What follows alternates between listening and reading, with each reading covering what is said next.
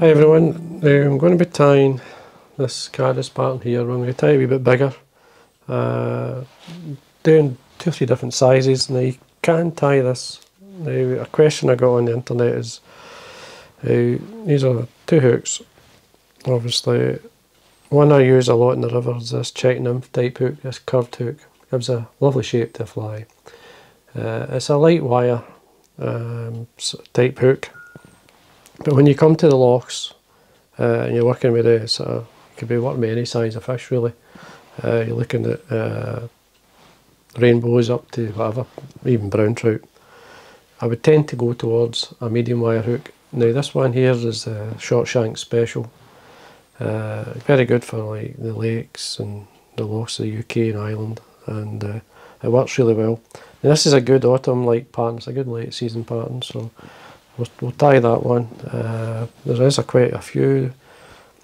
Recently I was filming and I was catching, on the river I was catching in this one, which is close to that one I just tied. This pattern is the pupa, this is just the merger, or just the one above. So anyway, we'll tie the brown one. As I say, it's a good pattern at this time of year, and it's on what they call the short shank special. It's a size 10. Basically the gape's equivalent to a size 10, but the shank's equivalent to a size 12. And you can slightly come round the bend, give it more a grub-like shape. It's just a nice hook to use. Now thread I'm going to be using, this is Uni-Thread and Rusty Brown.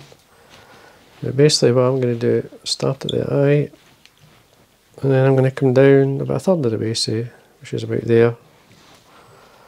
And then I'm going to form like a dubbing loop. So I'm just going to put my finger in the thread, pull it down, come up, and then tie it just to double up the thread, because I'm going to use this as a rib.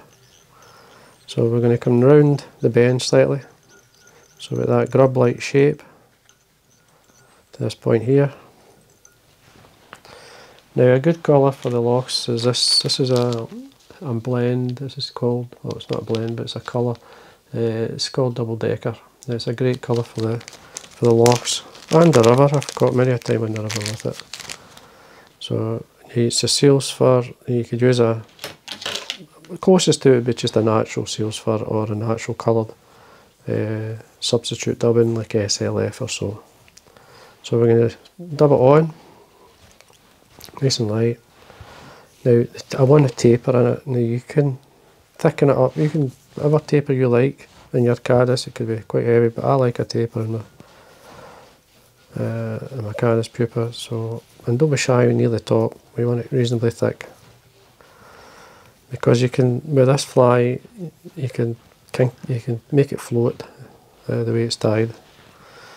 Now to come up to see what kind of shape. That's fine.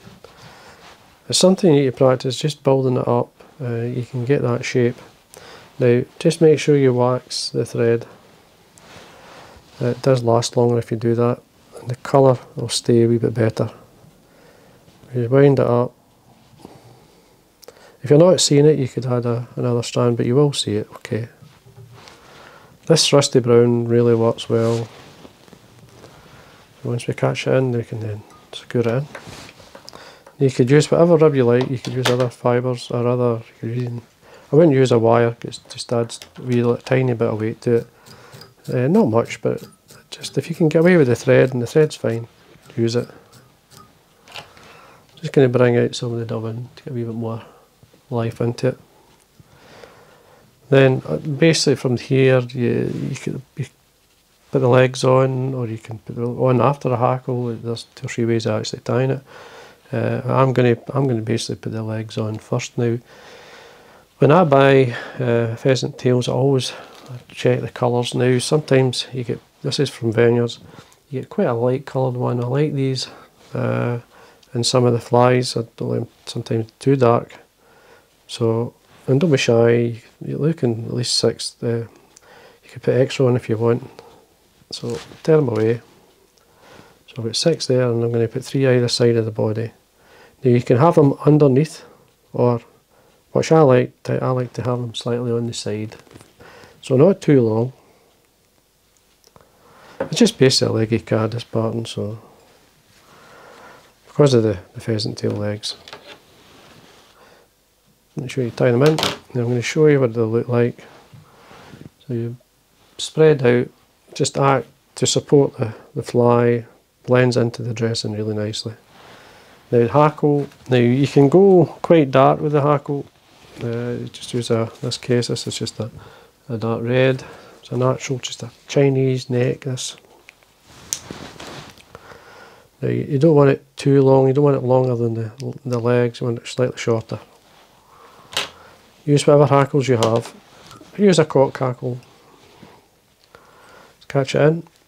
Now I'm catching it in with the front of the hackle, so it slightly lays back. And I'm going to use up most of it. So just folding the hackle a wee bit. And then I'm just going to wind, just use it up. You can always take fibre off, you can't add it on. So if you feel you need to take some of the fibre off, you can cut it away if you want. Trim it, or as I say, you can't add it on once you've finished the fly. I like to slightly overdress some parts just to get give me that option, you see. Now what I've got here is a dark brown seal's fur. Now any UV type dubbing, even if it's slightly coloured like this, which I like, this one's called Golden Stone. It's Diamond Bright from Spirit River. So I basically take some of the dubbing and then I get some of the seal's fur and I blend them together. If you're going to do a batch of these, maybe worthwhile sitting down and mixing a bit, but I'm quite happy just to do a bit at a time. Just blend it within your fingers. I usually take my thread to the eye, but before I do that I might actually add on some horns. Now I've got some bronze mallard here, so I'm going to get 2 fibres, just take them off and then tie them in. I like horns in the fly, you definitely see them, and it's a wee confidence boost for me. I like to see them in the fly. It gives that Caddis-like look. So just make sure you tie these in, fold them back, you can break off the waist. Now you want it obviously slightly longer than the legs. Now I've actually got, I don't know if you can see there, one is shorter than the other. Don't want that. Just going to grab another fibre. It's just broken at the end.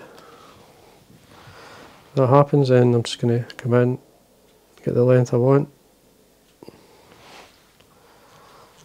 I know the fish are not going to notice, but I do. Just check. Yeah, that's fine. And the thorax is not too bad. You can actually, don't worry about building it up slightly. There we are, that's better. Now I like the thread near the eye, just about half a mil or so from the eye. And then I get the dubbing, I just blend it together. Just blend it. And I'm going to work from the front up. As I like to do, it's easier to work up to the hackles or the legs. Get a shape, and as I say, don't be shy, and then make sure you've got enough to come back through. Just stroke it back as you get near the eye, any fibre going forward. As I say, it's just a rough and ready type pattern. Have a wee quick look. That's fine. Now you can do this, varnish the thread just about a centimetre from the eye down, and then we can whip finish. And that there is basically locks in the whip finish. And there we go. There's always one fibre you catch, so I don't know how many times I do that, but anyway. You can, if it really annoys us, we can trim it away, or we can try and break it off with a pair of tweezers. It doesn't always work, as you can see.